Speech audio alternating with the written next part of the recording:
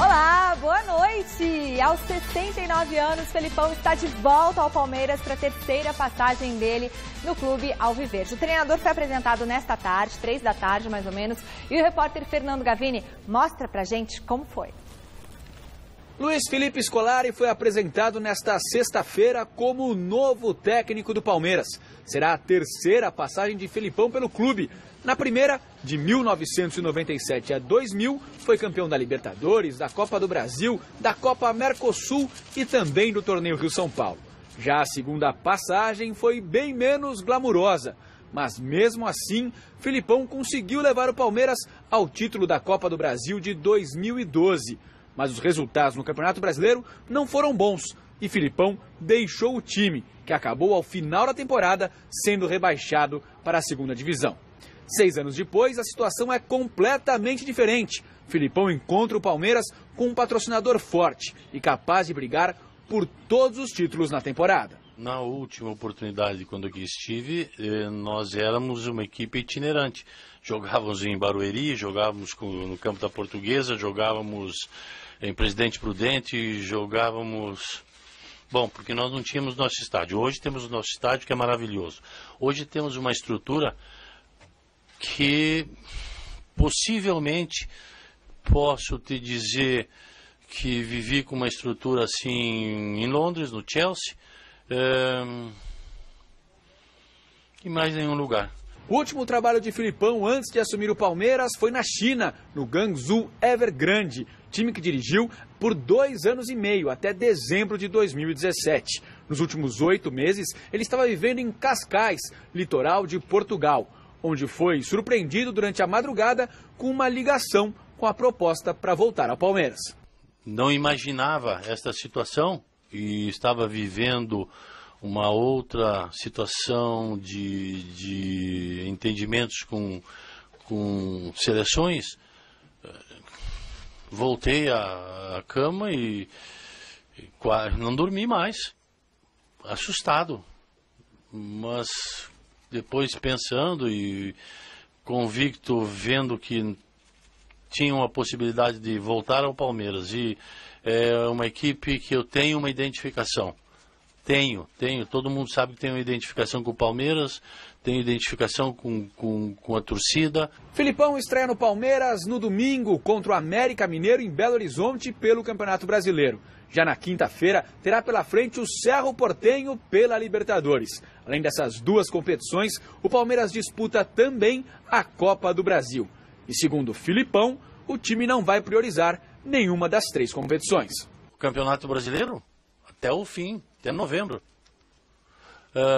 Copa do Brasil e Libertadores, tem que ganhar. Senão tu não continuas. Portanto, não pode priorizar uma. Nós vamos priorizar todas. Para completar, Felipão foi perguntado durante a entrevista coletiva a respeito do sentimento que fica em sua volta ao Brasil, ainda daquele 7-1, sofrido pela seleção brasileira na semifinal da Copa do Mundo de 2014 para a Alemanha. Todos vocês sabem que ninguém vai mascarar uma derrota que foi a derrota que nós sofremos. Mas a vida continuou. A sequência de vida para cada um. Quem de nós não tem um dia que não acontece uma coisa errada, que não mude o nosso pensamento na vida? Foi o que aconteceu e não tem o que discutir. Agora, acho eu, pelo relacionamento que tenho vivido desde 2014, que eu sou lembrado com muito carinho pelos torcedores, por tudo aquilo que fiz na minha carreira e como pessoa. Não apenas por um resultado negativo. Não perdi sozinho em 2014, não ganhei sozinho em 2002. Ganhamos nós, perdemos nós. Grande noite para você que acompanha o Gazeta Esportiva, e o Felipão, na minha visão, tem absoluta razão. Nossa, opinião, Felipão, razão. A rima foi sem querer, mas é sério. Sabe, o Felipão, ele tem uma história de títulos, ele tem uma história vencedora. Ele foi campeão praticamente em todos os lugares por onde passou, inclusive na seleção brasileira, foi campeão do mundo em 2002. Então não dá para você taxá-lo apenas pelo 7-1. E ele definitivamente não é o maior responsável, longe disso. Tanto que, na maior parte do tempo, boa parte da crônica, eu inclusive faço coro a esses, atribuo muito mais esse 7-1 da Alemanha a um sistema, que inclui também, claro, o trabalho técnico, mas um sistema que carecia de reciclagem, né? Na organização, na maneira de ver o futebol e tudo mais. O Filipão era mais um integrante dessa engrenagem e que acabou sendo vítima desse 7-1.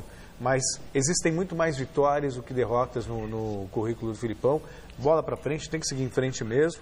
E no Palmeiras, que ele faça um bom trabalho, tem um bom elenco nas mãos, tem respaldo, pelo menos no primeiro momento. A tolerância com o trabalho do Filipão vai ser muito maior do que foi com todos os outros anteriores. Até mesmo o Cuca, que poderia ter contado com respaldo maior por ter sido o último campeão brasileiro, título que o Palmeiras não conquistava há muito tempo, desde 1994, né? E não houve. Mas o Filipão ainda acho que existe uma tolerância maior, o que garante a possibilidade de ter tempo para desempenhar um bom trabalho. Garrafa, boa noite. Boa noite, Celso. Boa noite, Michele. Boa noite você acompanhando o Gazeta Esportiva. O 7-1 é algo que entrou para a história do futebol mundial, para o futebol brasileiro, mas está lá, ninguém vai tirar, nem com o Filipão seguindo no Palmeiras e nem com o Filipão encerrando a carreira. Isso é uma situação e ponto. Eu torço muito para o Filipão, para o Cuca, para que as coisas possam acontecer da melhor maneira possível, porque muito se colocou, né, de que são os ultrapassados. Há 2 anos, eu repito e insisto e uso como exemplo o Jair Ventura, o próprio Roger, né, e o Batista também, porque se comentava que naquele momento, principalmente o Batista e o Roger eram os caras do momento. Não, imagine, a pessoa é ultrapassada. Eu acho que é um preconceito muito grande com quem tem uma história bonita, como tem o Filipão, né, com um profissional sério, com defeitos. O Filipão tem os seus defeitos, tem uma responsabilidade grande, sim, na perda do título mundial, à frente da seleção brasileira. Mas quem não tem? E aí, boa parte da imprensa, há 2 anos, defendia que esses profissionais eram profissionais extremamente ultrapassados. E no momento de crise, quando se apostou na juventude, e acho que a juventude está aí, se maturando, buscando o seu espaço também, não deu certo, foram atrás dos veteranos. Repito, nem uma coisa, nem outra. O Filipão, ele recebe uma estrutura sensacional, estrutura que ele não teve no Palmeiras, nunca teve, a estrutura que o Palmeiras tem hoje. Naquela oportunidade ele falava de camarões, né? Eu não vejo a hora de comer camarões, né? Contar com camarões, bons jogadores. Hoje ele tem algumas lagostas por lá. Então o Filipão pode sim fazer um bom trabalho, é identificado com o clube, a torcida vai, obviamente, muito na onda do que vai acontecer, passando pelo Cerro mata-mata, depois pode vir um Corinthians pela frente, se vence o Corinthians, esse Palmeiras embala, e o Palmeiras embalado na mão do Filipão é muito forte. Só para fechar, e para mim, treinador, muito mais do que tática, Celso, é vestiário. Mais de 50% é vestiário, e nesse quesito o Filipão vai muito bem. Bom, e a enquete desta sexta quer saber o que o torcedor está imaginando para o restante da temporada palmeirense. Você vai entrar lá no site gazetesportiva.com e vai votar. Você acha que o Palmeiras vai conseguir algum título neste ano sob o comando de Felipão? Dá tempo, Celso Cardoso? Claro que dá. Copa do Brasil, por exemplo, Palmeiras, a gente vai mostrar daqui a pouquinho, empatou com o Bahia, está um passo da semifinal. Da semifinal para a final são o quê? 4 jogos. Dá para ser campeão da Copa do Brasil? Pode ser campeão da Libertadores, é mais difícil. Campeão brasileiro eu acho mais complicado. Mas pelo menos um título o Filipão tem condição de conquistar sim. Acho até que a Copa do Brasil é mais viável. Mas aí o Roger também teria, né? Sim, claro que teria. Por isso que a gente condenou a demissão do Roger. 70%. Claro que teria. Não, o Palmeiras tem está vivo aí em 3 competições, tem um bom elenco, tem uma boa estrutura, chega um técnico, dá uma motivada, tem possibilidade. Se vai ganhar é uma outra questão, mas tem possibilidade real. Possibilidade real, porque tem elenco, material humano, precisa melhorar. O que a gente viu ontem foi o Palmeiras já diferente, mas ainda, também não vamos cobrar, porque o Filipão nem chegou, mas não gostei muito do que vi ontem. De qualquer forma, a gente fala daqui a pouquinho do jogo. A gente vai falar agora sobre isso, né? Vamos falar, o Garrafa vai dar a opinião dele, o Celso também. Ontem a gente já teve o primeiro time do Palmeiras sob total influência de Felipão. Auxiliar técnico do novo treinador, o Paulo Turra, montou a equipe no empate contra o Bahia pelas quartas de final da Copa do Brasil. E aí, veja como que ficou. O Palmeiras começou pressionando o Bahia na Fonte Nova e quase saiu na frente antes dos 2 minutos de jogo. Moisés tentou passe para Daverson, mas a bola sobrou para Dudu, que parou na grande defesa de Anderson. O Verdão por pouco não abriu o placar na bela bicicleta de Daverson aos 14 minutos. O Bahia respondeu 4 minutos mais tarde na cobrança de falta de Zé Rafael. Só que a bola passou tirando tinta da trave. Aos 25 minutos, Marcos Rocha cruzou para Daverson, mas a defesa conseguiu cortar o chute e mandar a bola para escanteio. O Bahia voltou melhor no segundo tempo e criou 2 boas chances em menos de 5 minutos. Primeiro com Gilberto e depois com Edgar Júnior. Aos 9, Diogo Barbosa cobrou falta e Gregory cabeceou contra o próprio Patrimônio. Só que Anderson estava atento e evitou o gol. Aos 24 minutos, após jogada de contra-ataque, Gregory derrubou Arthur na área. O juiz marcou pênalti e expulsou o zagueiro do Bahia. Aí, o árbitro de vídeo entrou em ação. Após analisar o lance com o auxílio do VAR, Anderson Daronco voltou atrás na expulsão e aplicou apenas o cartão amarelo.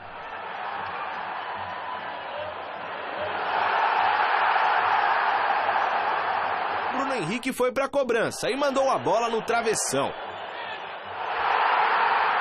Já no final da partida, na dividida com Mena, Daverson deixou o cotovelo no rosto do adversário e recebeu cartão vermelho.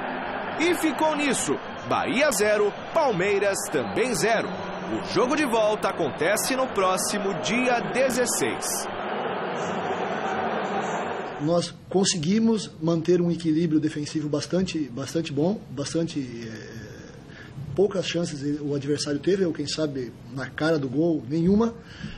Os nossos zagueiros não correram muito, porque estavam bem protegidos, estavam bem posicionados. E aí, lógico, com a qualidade que nós temos, com as características dos jogadores que nós temos de lado, principalmente, e o Daverson, de lento ele não tem nada, bem pelo contrário, é passada larga, a gente conseguiu ter bons contra-ataques, inclusive o primeiro lance da partida, né, que foi um contra-ataque que trabalhou muito pouco e eles entenderam. Então, lógico, mas é o começo, é apenas o início de um trabalho que com a chegada do professor, com certeza a gente vai aprimorar muito. Precisa, que ontem foi meio não foi legal, né, Celso? E a gente tem que dar um desconto em função de uma mudança de filosofia, uma mudança da forma de jogar. O Palmeiras do Filipão vai jogar com homem referência lá. Muita gente, agora quem sabe Borja vai ter uma oportunidade real, tal. Não, o Filipão já começou apostando no Daverson e vejam como é a estrela do Filipão. Esse Daverson aí chegou, até agora não disse a que veio. E ontem não fez uma partida ruim, não. Fez uma bobagem lá, deixou um cotovelo, depois foi pro vestiário. Eu sou um menino bom. Menino bom, escambau. Você dá uma cotovelada na cabeça do cara e tem que assumir, não é? Então, o Daverson é a aposta do Filipão e isso me preocupa um pouco. Respeito à forma do Filipão montar a equipe, uma equipe que marca muito bem, que sempre foi característica dele, ter um homem referência, mas não sei se o Daverson será essa peça. Mas ontem acabou se comportando bem. O Palmeiras está mais do que vivo, o empate podia ter saído de lá com uma vitória, esperava mais do Palmeiras, podia sair de lá com uma vitória, mas vai fazer a classificação aqui em São Paulo, qualquer resultado me parece zebra. E sobre o VAR, é o que eu dizia ontem, né, Celso? O Daronco demorou 10 minutos para trocar um cartão e confirmar um pênalti. Entre consulta, conversa, e demorou 10 minutos, é muito tempo. Né? Então é o que eu disse, começou de uma forma muito abrupta essa história do VAR, sou defensor, mas acho que tem que ter uma sintonia um pouco maior. Esse lance aí do pênalti aí, foi total, juntando tudo, o pênalti, a conversa lá, foi lá olhar na televisão, voltou, tal, fez o desenho, discutiu, 10 minutos, muito tempo, Celso. Muito tempo, tem que ser um pouquinho mais rápido, né? Mas, enfim, os árbitros estão se habituando agora, primeira vez também acho que o Daronco usa o árbitro de vídeo. As pessoas vão se acostumando, mas eu vejo como um bem para o futebol. É muito bem-vindo. Só não pode levar essa eternidade que foi, porque senão as partidas de futebol vão começar a levar 100, 200 minutos, né? E aí, o que é isso? No Morumbi, o São Paulo dominou o jogo na maior parte do tempo, mas um gol aos 34 minutos do segundo tempo garantiu a vitória do Colón e complicou a vida do tricolor, que nesse confronto aí de volta e agora em São Paulo vai precisar vencer os argentinos fora de casa para seguir na Copa Sul-Americana. Veja como foi. Definitivamente não foi a noite que o São Paulo esperava. As chances de fazer um golzinho apareceram, como nesse chute de Everton. E também na falta de pontaria do equatoriano Rojas. Bruno Pérez, titular pela primeira vez, ficou no quase em 2 tentativas de fora da área.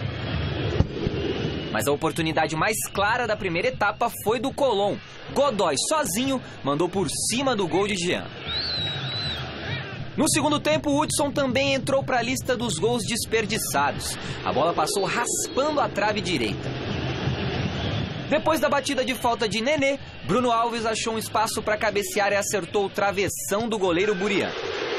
O castigo para o tricolor veio aos 34. Fritzler encheu a bomba de fora da área, a bola desviou levemente em Hudson e Jean nada pôde fazer. O gol da vitória do Colón, que agora poderá jogar pelo empate na partida de volta dia 16, na Argentina.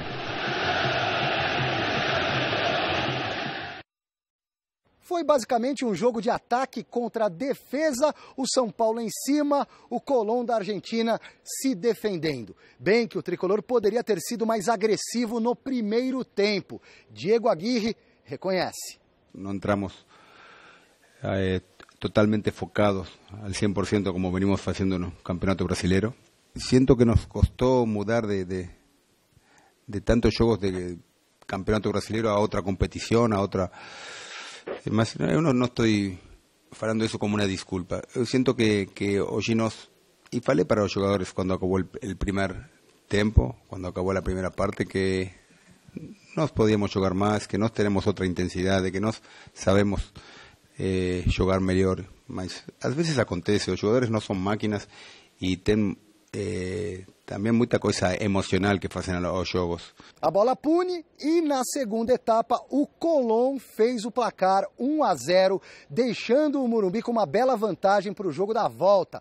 Talvez essa tenha sido a principal vitória, o maior triunfo da história do clube argentino, o Colón de Santa Fé. Tenemos en cuenta es la clase del rival. Si nosotros mismos nos boicoteamos y no entendemos o no aceptamos que el rival es mejor, tienen una infraestructura mucho, digamos, de las mejores que hay en América. Es uno de los mejores equipos de América. Digamos, hace contrataciones que nosotros es imposible hacer ese tipo de contrataciones. Ustedes de acá, usted sabe lo que representa San Pablo, no solamente en América, sino en el mundo. Entonces, eso es el contexto que uno habla y nos hace parar en un triunfo importantísimo. Bom, o jogo da volta contra o Colón será na Argentina, dia 16 de agosto, em Santa Fé. Ao São Paulo resta uma vitória por 2 gols de diferença no mínimo. Se vencer por 1-0, decisão por pênaltis. Uma vitória por 2-1, 3-2, leva o São Paulo às oitavas de final da Copa Sul-Americana, porque nessa competição ainda existe o critério do gol fora de casa como critério de desempate. A principal dificuldade do São Paulo será furar o bloqueio do Colón, que no jogo da volta também não precisará e não deverá atacar o São Paulo. A gente vai ter que se virar, a verdade é essa, vamos ter que buscar o jogo o tempo todo, independente de estar jogando fora ou não. Acredito que eles vão sair um pouco mais, porque vai ter torcida, eles vão ter um pouco mais de confiança para jogar e a gente tem que aproveitar o espaço e buscar um gol ou 2 que nos dê a classificação. Vai ser outra história. Nós podemos fazer um jogo melhor, como já falei que fizemos muitas vezes. Hoje aconteceu isso, que jogamos contra um time fechado, que não encontramos os caminhos ao gol, mas nós temos que acreditar em todas as coisas boas que venimos fazendo. O jogo da volta será uma parada duríssima para o São Paulo, que precisa inverter o resultado e ainda enfrentar a torcida do Colón, que vai encher a casa, e uma tradição que vem lá dos anos 60 e 70. O estádio dos caras em Santa Fé tem como apelido Cemitério de Elefantes, porque gigantes do futebol argentino caíram por lá na década de 60 e também nos anos 70, assim como o Santos de Pelé. Você sabe como é que chama o estádio deles lá? Não. Cemitério de Elefantes. Imagina por quê? Uma vez o Santos do Pelé perdeu lá e aí ficou o simbolismo. Entendi. Será que o São Paulo pode... Gigantes. Vamos fazer de tudo para que essa história não se repita. Olha, ontem a Michele perguntava do favoritismo, né? Falava assim que São Paulo era favorito. E aí, Celso, depois falam que... Todo mundo você falou, Celso, eu não falei. Aí eu me lembrei, falei 3-0 São você falou que ia ganhar Colón. 3-0 São Paulo, eu falei. Mas quando você fala, Celso, não é por nada, Celso, você sabe que eu amo você. mas... Garrafa, quando ele falou que o Brasil era favorito contra a Bélgica, eu joguei o papel e saí andando. Vai. Acabou? Pronto, Pode continuar agora? Aí eu lembrei de um tal de Defensa e Justiça, que eliminou o São Paulo também na mesma Copa Sul-Americana. Né? Quer dizer, então, se repete mais ou menos com o Colón. Claro que o São Paulo ainda tem chance, mas perder em casa por 1-0. O que chama mais atenção é que fez o Diego Souza no final do jogo. De uma imbecilidade, de uma irresponsabilidade. A gente não tem imagem aí, mas ele chegou e deu um baita de um pontapé no zagueiro. Por trás. E deve ser punido pela Conmebol e com toda a justiça. Não que justifique, mas segundo o que se falou, foi um revide. Não, ele foi atingido. O cara teria pego ele, mas uma coisa não justifica a outra. O cara foi maldoso, deu uma cotovelada e o Diego, com a experiência que tem, não poderia ter feito. Vai desfalcar o São Paulo.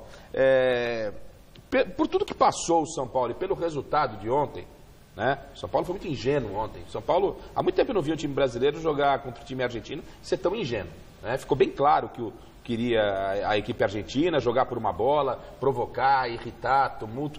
Esse era o objetivo. Já que o São Paulo caiu nessa, se sou o Aguirre, pro jogo da volta eu já dou uma mesclada na rapaziada, entendeu? São Paulo, há quanto tempo o São Paulo não briga pelo título do Campeonato Brasileiro? Não é? Ele estava nas últimas temporadas aí brigando por rebaixamento. Essa é a verdade do São Paulo. Então, partindo do princípio que Flamengo está firme e forte, Copa Libertadores, Copa do Brasil, Brasileirão, mete lá um time razoável na Argentina e foca no brasileiro. Faz o que fez o Corinthians no ano passado. Concentre as atenções, o São Paulo pode tirar vantagem em relação aos seus rivais que estão envolvidos em competições importantes e até o final da temporada. Né? Porque, diferentemente de outras oportunidades, Copa do Brasil, Libertadores acabava no final do primeiro semestre, agora não, vai caminhando junto. Então, se você está muito bem no Campeonato Brasileiro, vai se matar nessa Sul-Americana aí, vamos ver, eu colocaria lá uma equipe, lógico, não para perder, não para jogar toalha, mas preserva o Campeonato Brasileiro, prioriza o Campeonato Brasileiro. É hora de priorizar o brasileiro. Você concorda, Celso? Concordo. Tem 2-0. O jogo de volta acontece dia 16 no Uruguai e o Fluminense pode perder por até 1 gol de diferença. O assunto agora é o futebol europeu, que está fervendo no mercado de transferências. Olha só. Na Itália, uma troca de jogadores envolvendo a Juventus e o Milan culminou com a chegada do atacante Higuaín e do zagueiro Caldara ao clube rossoneiro. Na apresentação de ambos os atletas, a torcida pareceu gostar dos reforços. Em contrapartida, a Vecchia Senhora recebeu de volta o zagueiro Bonucci. Outra transação que está abalando o futebol europeu é a do chileno Arturo Vidal para o Barcelona. O meio-campista estava no Bayern de Munique e deve assinar com a equipe espanhola por 3 temporadas. Quem saiu perdendo nessa disputa foi a Inter de Milão, que tinha interesse no jogador. Quem teve uma transferência para o Real Madrid cogitada foi o craque brasileiro Neymar. No entanto, o camisa 10 da seleção canarinho já está na China treinando com o PSG. Ele deve ficar de fora do jogo de amanhã contra o Mônaco em partida válida pela Supercopa da França. Marquinhos e Thiago Silva, outros 2 brasileiros do clube parisiense que disputaram a Copa do Mundo, também voltaram ao trabalho. Thomas Tuchel, técnico da equipe francesa, tem dúvidas da escalação do time para sábado, mas pretende não correr riscos. First of all, I'm very happy that they arrived. That they are here and then finally... Primeiro de tudo, eu estou bem feliz que eles chegaram. Eles estão aqui finalmente com o grupo. Thiago chegou primeiro, por isso está melhor. Já os outros 2 só apareceram agora, estou feliz. Mas não vou correr riscos para amanhã. É claro que queremos vencer, escalar o melhor time, mas ao mesmo tempo não posso arriscar a saúde dos meus atletas. É meu dever protegê-los e ter cuidado. For my players, it's my duty to protect my players and we have to be very careful. Outro atleta cobiçado pelo Real Madrid é o goleiro belga Courtois. Destaque na seleção dos Diabos Vermelhos durante o Mundial da Rússia, o arqueiro defende as cores do Chelsea e, pelo menos de acordo com o técnico Maurício Sarri, deve continuar no futebol inglês. Até o momento, Courtois é o goleiro do Chelsea. Não sei do futuro, isso depende do clube. Depende principalmente dele. Ainda no futebol inglês, quem está com o futuro resolvido é Gabriel Jesus.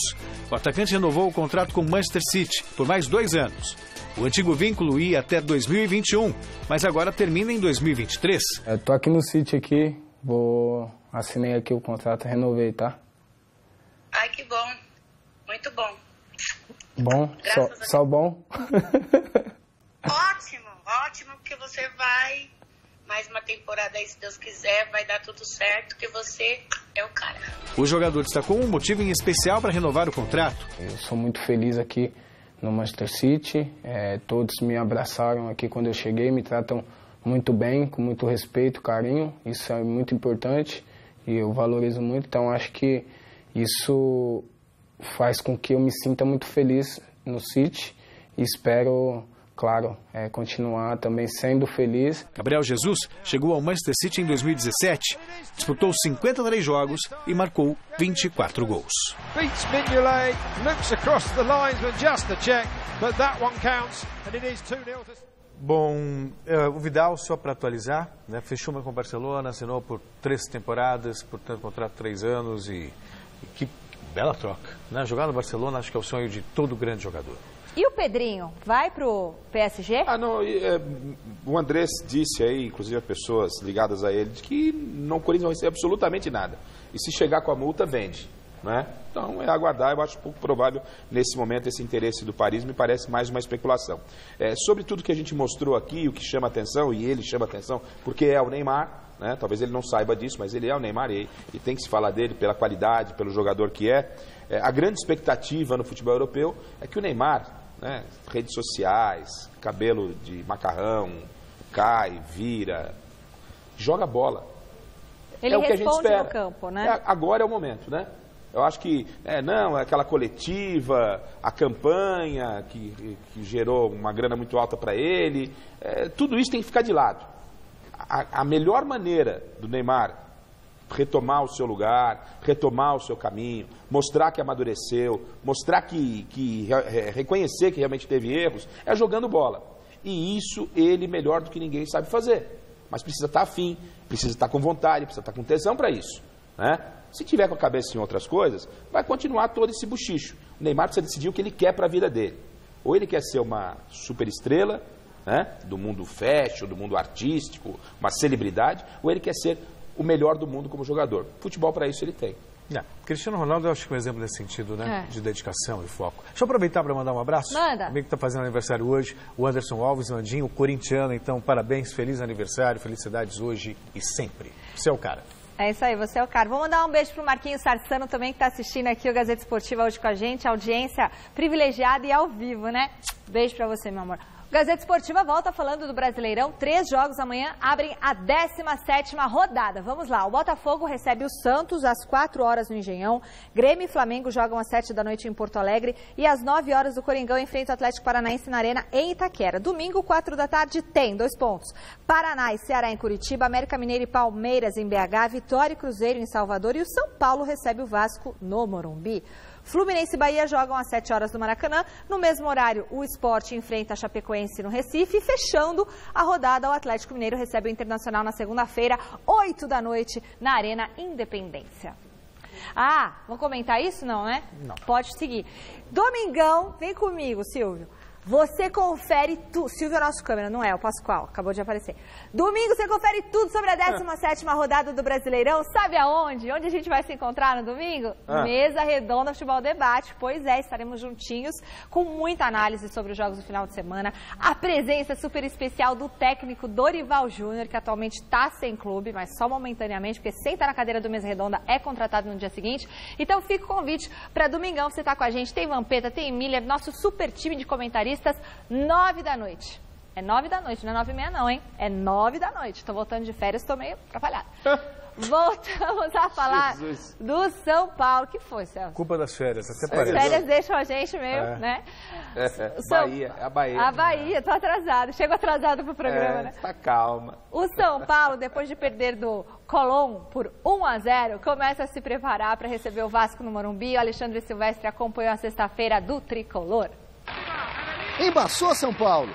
O tempo fechou ou é apenas uma frente fria passageira?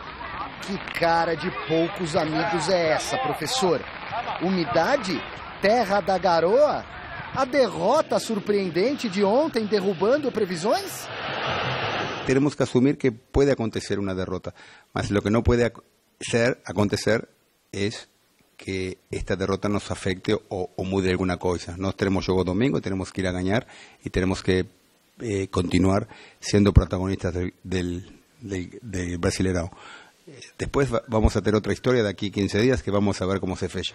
De capa, Sidão treina firme na chuva para se molhar e para voltar a ser o goleiro titular, já que ontem foi banco. Para dar um pouco de ritmo a Jean, que ele precisa ter algum jogo para em caso de nós precisar, que ele não fique tanto tempo sem jogar. Sidão retorna, Arboleda com certeza, até porque Anderson Martins está suspenso no Brasileirão. Jusilei talvez fique à disposição de Aguirre, Rodrigo Caio ainda não. Lisieiro, poupado na Sul-Americana, tem chance de ser escalado.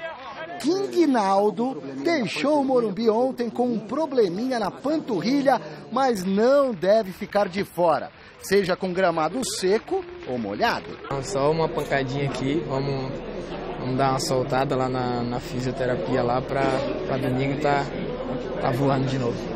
Se o tempo fechou hoje, o São Paulo espera que no domingo esteja aberto ou que pelo menos o adversário não jogue tão fechado como o Colón da Argentina, que ainda por cima viu o gol da vitória ontem na Sul-Americana cair do céu. Contra o Vasco da Gama, já foram vendidos cerca de 40 mil ingressos. A torcida são paulina está empolgada, faça chuva ou faça sol.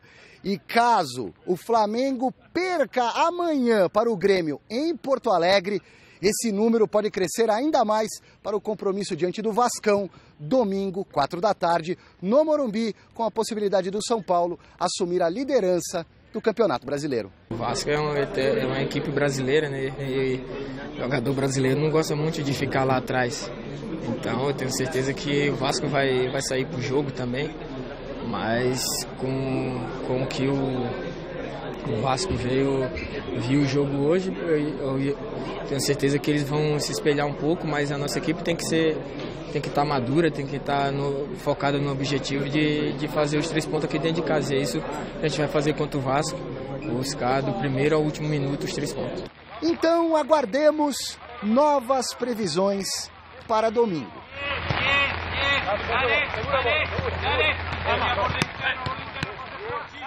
Precisa ver até que ponto essa derrota não abalou mesmo, né? O time de São Paulo, que vinha bem, embalado, confiante.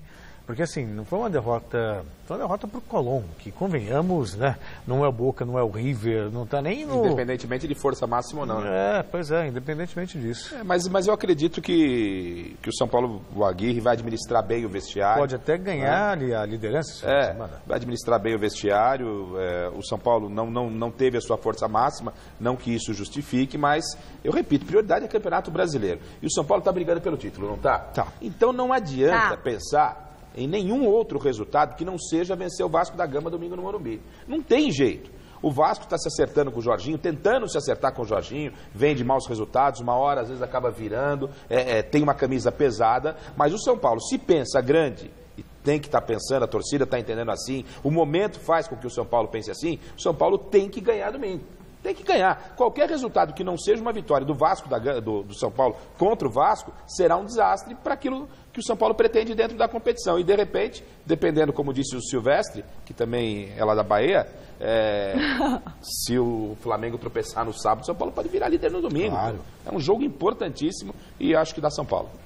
Bom, e o Santos entra em campo amanhã, 4 da tarde no Engenhão, contra o Botafogo. A partida será a estreia de Cuca à frente do clube no Brasileirão. E o técnico aproveita todos os momentos disponíveis para ir dando a cara dele ao peixe. Acompanha com Jonas Campos. O treino de hoje estava ameaçado por conta de um possível protesto da torcida, mas eis que na porta do CT Rei Pelé aparece o técnico Cuca, analisando a movimentação do lado de fora e confirmando a atividade com presença da imprensa. Diálogo com os jornalistas, com o elenco, com cada jogador. Na base da conversa, o treinador vai tentando melhorar a situação do time que está na zona de rebaixamento do Campeonato Brasileiro. Eu tenho conversado mais a nível de posicionamento, né? Não adianta você chegar aqui e dizer, você joga muito, isso, aquilo. Eles têm que produzir em campo, são eles que têm que produzir. A mim cabe buscar para eles alternativas melhores de jogo, como a gente está fazendo no treinamento. Conversa também com David Braz, que assim como Vecchio está liberado para negociações. Os dois não enfrentam o Botafogo neste sábado no Engenhão. Quem tiver proposta pode me procurar, falar que a gente vai resolver e depois ficar 150% focado na nossa recuperação e na nossa busca aí na Libertadores e a Copa do Brasil também. Sincero, o Cuca fala abertamente daqueles que podem sair e dos que podem chegar. O atacante argentino Marco Ruben, do Rosário Central, estaria perto de um acerto com o Peixe, mas não é a prioridade do treinador. Eu acho que se nós pudermos, dentro de uma necessidade vista no futuro em trazer um jogador que conheça já o território, que conheça o Campeonato Brasileiro, é um tempo que nós vamos economizar. Eu gosto do Marco Ruben, até já ventilei o nome dele em outros clubes que eu estava, mas eu não entendo que seja o momento ideal para trazê-lo agora aqui. A novidade do treino desta sexta-feira foi a entrada de Carlos Sanches na equipe titular. Se estiver com toda a documentação regularizada para estrear, o uruguaio vai para o jogo na vaga de Diego Pituca. O Sanches está numa condição um pouquinho mais avantajada, até porque ele estava num ritmo de jogo diferenciado dos demais. O Derli chegou há 2 dias, né? Mas também já está relacionado, e o Brian, vamos esperar mais um pouco para ele atingir uma performance melhor, segundo o pessoal do preparação física me passa. Com isso, o Santos deve ir a campo com Vanderlei, Vitor Ferraz, Gustavo Henrique, Luiz Felipe e Dodô, Alisson, Sanches e Renato, Rodrigo, Bruno Henrique e Gabriel Barbosa. Apesar de estar apenas no 4º dia de trabalho no Santos, a rotina de Cuca tem sido bastante intensa por aqui. Logo de cara, ele comandou o time contra o Cruzeiro pelas quartas de final da Copa do Brasil. E agora terá pela frente uma sequência de 4 jogos fora de casa. Eu vejo uma sequência dura, porque são 3 partidas fora de casa. A primeira com o Botafogo, está numa situação um pouco melhor que a nossa. Depois com o Ceará e, por último, com o Atlético lá em Minas, né? Depois ainda tendo a quarta, que é o Cruzeiro também em Minas. Então é uma sequência dura, mas é uma sequência que você vai ter os jogadores próximos, né? Para conhecer melhor, ter um entrosamento melhor com a comissão técnica também. Então vamos ver se a gente vai com bastante confiança para fazer bons jogos e, se Deus quiser, conseguir bons resultados. O Cuca está recebendo os reforços agora. Acho que mais me chama a atenção mesmo é o Brian Ruiz, que é um jogador experiente, disputou a Copa do Mundo e tal. Os demais chegam para agregar também. Mas agora, a situação é delicada do ponto de vista psicológico, que a gente viu o São Paulo ano passado. Quanto tempo não ficou na zona de rebaixamento? E para sair de lá. Nossa! Né? Então que o Santos consiga realmente se livrar dessa zona incômoda o mais rápido possível, porque senão o tempo vai passando e aí não é só futebol. Sai zica. Cabeça. Né? E é um time jovem do Santos, a gente tem que destacar isso também. São jogadores que estão chegando agora, não estão muito acostumados com o futebol brasileiro, com o significado das coisas no Brasil, e quem é do Brasil é mais jovem, que sente mais mesmo. Então você não pode nem queimar uma garotada, um jogador como o Rodrigo, que já está negociado tudo bem, um Bruno Henrique, então que o Santos saia o mais rápido possível. E o maior problema do Santos é a falta de tempo para treinar. Tirou o Jair Ventura, contratou o Cuca, o presidente vai para casa, né, abre a cerveja lá, o vinho, o uísque que ele gosta, sei lá o que ele gosta, e está resolvido. Não está resolvido. Não, tá. Porque não adianta você tirar o Jair Ventura e colocar o Cuca. O Cuca ele pega o telefone e liga para os caras. Ô, Rodrigo, eu vou precisar que você faça aí. Está treinando assim, por telefone, no WhatsApp. Porque não tem tempo, o calendário é muito injusto. Né? E aí a torcida faz pressão. Hoje era para ter um manifesto lá. Que bom que não teve esse tipo de situação, para o Cuca poder trabalhar um pouco no campo. Você vê, o treinamento estava até ameaçado. Então esse é o grande problema. E aí perdeu 2, 3 partidas e é rei no treinador. Né? Então, os dirigentes se escondem muito atrás dessas demissões. Hoje tá bonito o Gagliotti, né? O guarda-chuva do lado do Filipão e tal. Pô, fez a mesma coisa com o Roger. Aí perde, bela campanha, manda o cara. Tem que dar a cara para bater. O Gagliotti, por exemplo, qual é a parcela do dirigente na campanha ruim que está fazendo o Palmeiras? Qual é a parcela ruim do presidente do Santos na campanha ruim do Santos? É muito fácil transferir responsabilidade. Agora a pressão está toda em cima do Cuca aí, sem tempo para treinar. E pensar que existe coisa pior, né? O Botafogo mandou o Paquetá embora depois de 6 Aí parou, jogos. né? Aí para. 6 jogos. Para que eu quero descer, né? Aí vamos. Bobagem. No Corinthians, o técnico Osmar Loz acerta os últimos detalhes da equipe que enfrenta o Atlético Paranaense amanhã na Arena Itaquera. Adriano Dolph esteve agora há pouco no CT Joaquim Grava, acompanhando o último treino do Timão. Agora há pouco, aqui no CT Joaquim Grava, o Corinthians realizou o último treinamento antes da partida deste sábado contra o Atlético Paranaense pelo Campeonato Brasileiro. Foi um treino bem rápido por causa das condições climáticas, muita chuva por aqui, e o técnico Osmar Loz preferiu priorizar a recuperação física dos atletas devido ao desgaste de jogos. Assim, apenas os jogadores que não atuaram ou atuaram parte do confronto com a Chapecoense vieram para o gramado. Outros jogadores, como Léo Santos, Thiaguinho, Carlos Augusto e também o Cleison, saíram antes do fim da atividade. Existiu aí o indício de que esses atletas sejam aproveitados para a partida. O meio-campo Pedrinho, um dos jogadores que mais sentem a maratona de jogos, se colocou à disposição para iniciar a partida. Tem todo o cuidado com todos os jogadores, a parte física, claro, preocupa para todos, então a atenção tem que ser grande, mas como eu comentei para o Osmar também, que eu estou tranquilo, apto para jogar também. Não estou sentindo nenhuma dores, não estou nenhum desgaste, então o que ele optar ainda não sei se irei jogar, mas estou pronto e apto para jogar. E nesta semana o Pedrinho, aliás, foi envolvido em especulações a respeito de uma possível transferência para o Paris Saint-Germain da França, dos astros Neymar, Cavani e Mbappé. Com muita tranquilidade e também muita cautela, o Pedrinho falou sobre o assunto. A gente vê essas notícias, mas querendo ou não falo para o meu empresário para não me falar nada, porque sei que, como eu já tinha falado para o presidente também, quero continuar, quero ficar aqui, construir a minha história, recompensar o carinho que a torcida tem por mim também.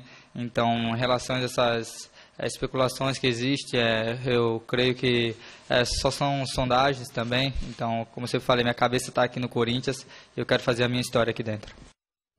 Ô Garrafa, que não se iludam. Não passa de um ano. O Pedrinho não fica mais de um ano no Corinthians. Então o que tem que fazer o Corinthians? Aproveitá-lo da melhor maneira possível. São Jorge está ajudando. Pois é, para que ele possa ajudar o time, para que ele possa ele possa fazer o nome dele e o Corinthians ganhar mais dinheiro com ele ainda. Né? Porque não fazer igual... sabe, tem que brilhar um pouco a camisa do Corinthians. É bom jogador, tá tão raro você ter jogadores como o Pedrinho, como o Rodrigo que está no Santos. Então, se você tem a chance de tê-lo no time, pelo menos aproveitá-lo. Sabe, se você sabe que vai perder de alguma maneira, ok, então já que eu vou perder mesmo, eu vou aproveitar o hoje é o agora, vai jogar, moleque, todos os jogos e faça gol e ajude o time e pronto, acabou. O Palmeiras fez com o Gabriel Jesus isso. E com todo o respeito que merece o Loz, a gente está falando aí que o São Jorge deu um jeito de colocar o Pedrinho no time.